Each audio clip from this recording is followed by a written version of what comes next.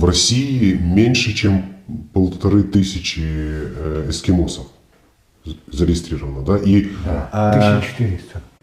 это вообще нормально, то, что их так мало осталось, их еще и мобилизируют?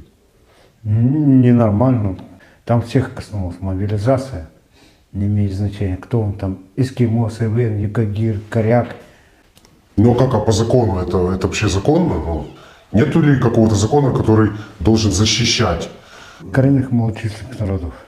По части этого, можно сказать, не слышал, чтобы стояли, защищали, держали как бы так.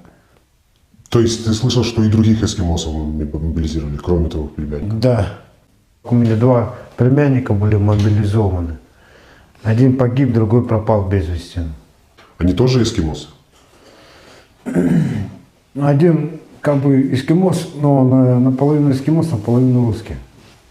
А второй чистокровный эскимос. Как относятся русские к эскимосам в целом? Была ли какая-то неприязнь? Было и, можно сказать, и по сей день такое. Ну, азиат, местный коренной житель, что с него взять-то, кого, чего да как. Якобы неграмотный.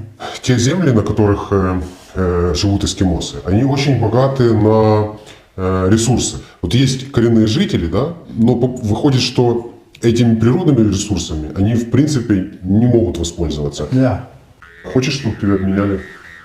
да. И не ходите сюда, на бойню. Здесь просто пушечное мясо. Но обращаюсь по делам коренным малочисленным народам севера, крайнего севера, Дальневосточного и Сибири. То если вы сможете мне, то меняйте. И больше, как бы сказать, не отпускать на такие боевые действия.